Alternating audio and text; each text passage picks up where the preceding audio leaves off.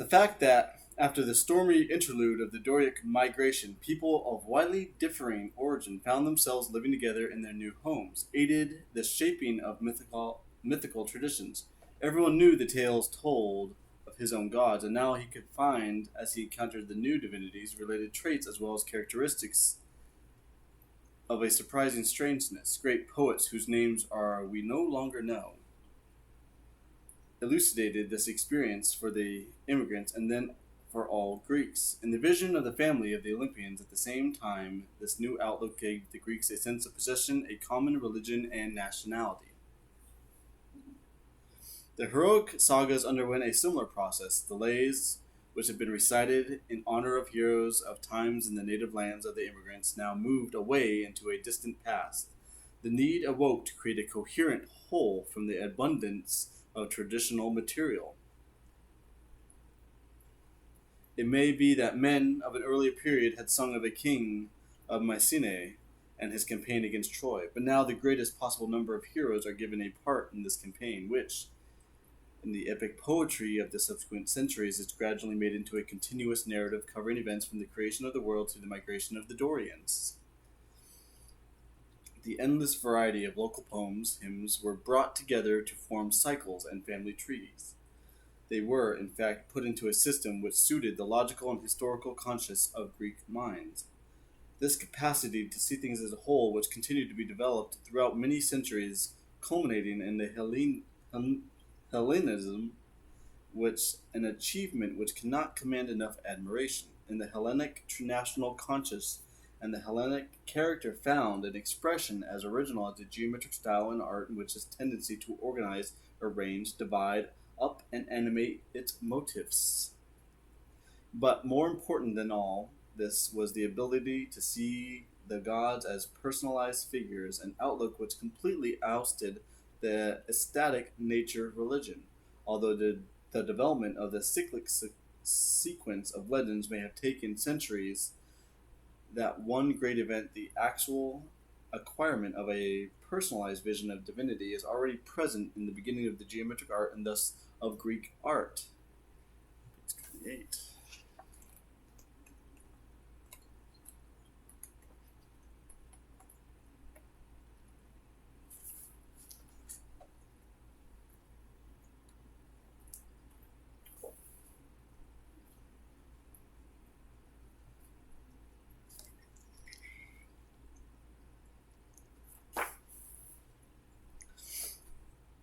Legend is silent on the subject of any political changes following the Doric migration.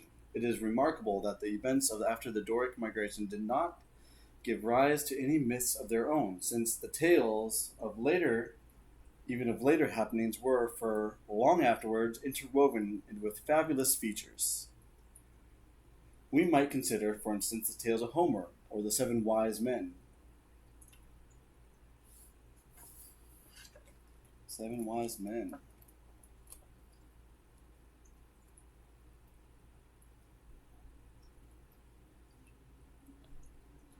There's no picture on that page, but it is referenced.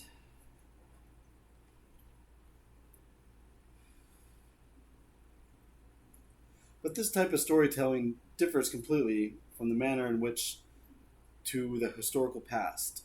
Well, this is what they're referring to. Stars around a fair Selene hide away their radiant faces when she is full and shines her brightest over the earth.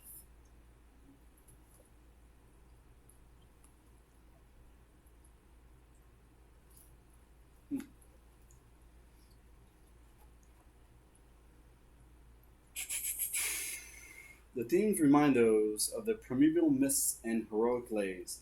The Mycenaean civilization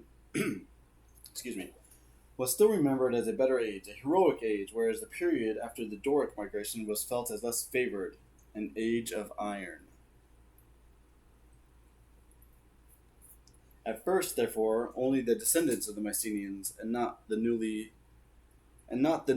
immigrant Dorians were able to think of the mystical past. So it is no wonder that the earliest epics, those of Homer, are based on Ionian traditions. The logical and philosophical revelation of the legendary world is an incomparable achievement of the Ionian Greeks. It exists among no other people. The genealogical table on page 183 and table on page 182 should help us grasp the main connections between the legends.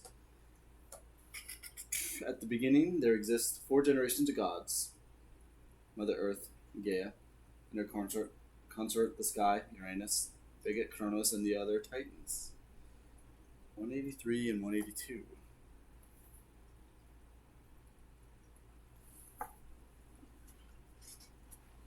Ooh, cool.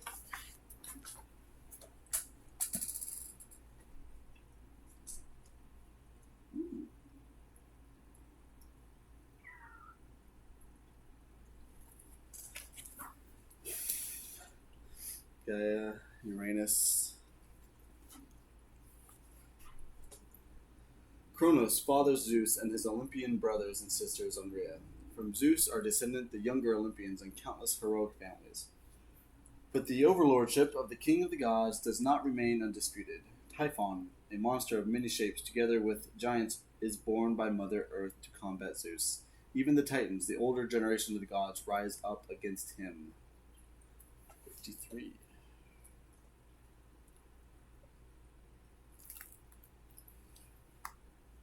Zeus fighting with Typhon.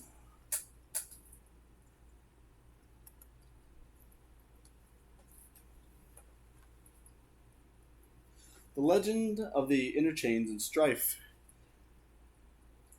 between the generations of the gods originated in the East. It is evidence of a profound realization of the instability of earthly powers. The legend was probably borrowed from the East in Mycenaean times, and then given to its own peculiar inflection. The concept, at any rate, which is typical Greek, is seen in the fact that all the antagonists are descendants from the same mother, the Earth, whose children also include men. Thus, the ancient Oriental dualism, which divided the world into a light and dark side, collapses. According to the oracles, Zeus was to father a son on Metis, daughter of the sea god Oceanus, and this son would cause his downfall. Zeus' swallowing of Metis and the subsequent birth of the child with which she was pregnant from his head was seen to be a Greek version of the ancient doctrine of the ages of the world, for Metis means wisdom, counsel, according to a Robert Graves. Word and legend are inseparable from Greek image of Zeus and his intelligent daughter Athena. The idea of Athena's birth from the head of Zeus is actually impossible to represent in art, and must therefore belong to a time in which any desire to represent such a story artistically was still quite remote. The legend of the birth of the goddess, fully armed from the head of Zeus, is more appropriate to the masculine character of the Mycenaean Greeks than to the matriarchal Cretan civilization. So here we are, possibly grasp the origin of one individual myths which were fitted into the great connected whole of mythology as created in the geometric period. Heroic and human families are also linked with divine lineage. Under the Titans, the world enjoyed the happy age of gold. The ages of silver and bronze followed under the Olympians, and to finally succeeded by our generation of iron, which is the furthest removed from the gods. There are other people who measure their own times besides these examples of their ancestor.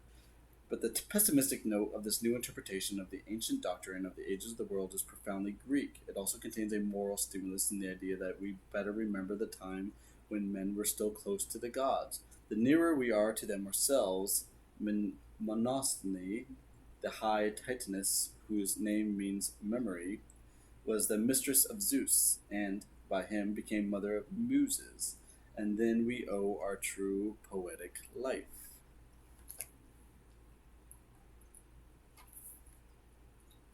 When poets of the geometric period looked for an order and a coherence within the diversity of the heroic legend, they could begin with the local traditions, which must certainly have already contained some genealogical connections. For the instance of Agamemnon, son of Atreus and father of Orestes, as the Trojan War came to be a common war of the Greeks, and heroes from the different regions who took part became contemporaries. In this way, the stories acquire lineages of heroes. At the later date, in about the 6th century, the subsequent of the generations was conceived as it is shown in simplified form on table 182, referenced before. The first row of heroes are the lovers, friends, and children of the gods. Heroes of this type include Henoceanus, the minion of Apollo, Pelops, the minion of Poseidon, and his adversary Onomanus, Asius, son of Zeus, Cadmus, the consort of the divine Harmonia, Cecrops, the first king of Attica, who was born of the earth. The following generation is that of the powerful slayers of monsters: Perseus, who dared to cut off the head of the terrible Medusa; the Bellerophon, who conquered the Chimera, a hybrid creature, part lion, part serpent, and part fire-breathing goat. We have placed Laius with them simply because he is the father of Oedipus, who brings us the next generation.